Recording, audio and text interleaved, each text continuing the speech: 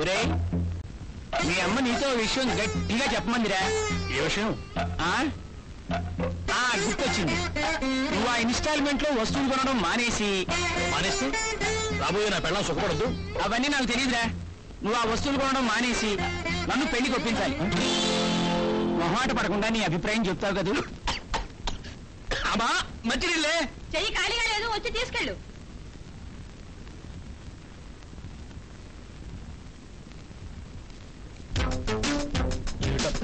ఎక్కడో తినట్టుంది. అయినా పర్వాలేదు. ఏరా మాట్లాడేంటి?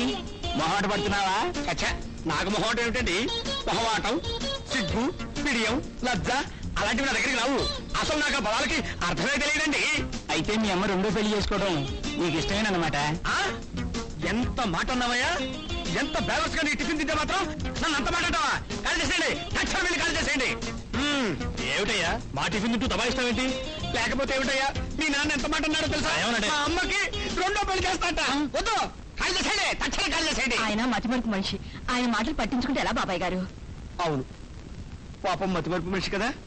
అంత ఘోరంగా అనేసరికి అప్సెట్ అయిపోయి అలా అనేసానమ్మా. మతిమరుపు సంగతే మర్చిపోయాను. వస్తానమ్మా, వస్తాను నాయనా.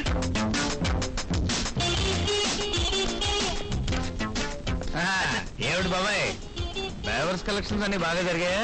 అబ్బే అదేం లేదయ్యా, భలే వాడవయ్యా. అవన్నీ ఎప్పుడు మానేశాను కదా.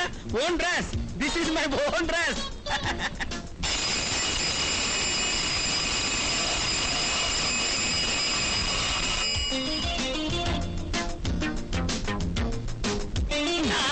ఫ్లవర్స్ కలెక్షన్ మానేశారా? ఇది ఎవరిది?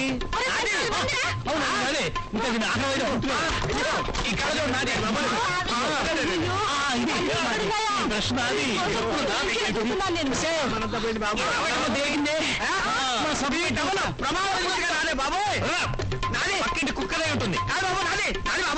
సరే, ఈ టవల్ నీదే, ఒప్పుకుంటున్నాను. మరి ఈ బట్టలు ఎవరివి? ఈ బట్టలు నావి కావు, కానీ ఎవరివో మాత్రం నాకు గుర్తులేదు బాబు. ఈ బట్టలు నావి, ఇచ్చేసే. ఏంటి దబాయిస్తావంటే? నా ఇంట్లో అద్దెకుంటూ నన్నే దబాయిస్తావా? 1 minute టైం ఇస్తున్నాను. ఇల్లు కలిసేయి, లేకపోతే పోలీస్ కంప్లైంట్ ఇస్తా. అద్దెకున్నాళ్ళ ఇళ్లలో సామాన్లు కొట్టేస్తూ రెడ్ హ్యాండెడ్ గా దొరికిపోయావు నేను కంప్లైంట్ ఇస్తే ముందు నిన్ను బొక్కలా దోస్తారు. వద్దు బాబు, వద్దు నాయన, నీ బట్టలు ఇచ్చేస్తాను. ఇస్తాను బాబు, ఇస్తాను నాయన. అంతలా మాడతా ఇస్తానని చెప్తున్నాను కదా, తీసుకో.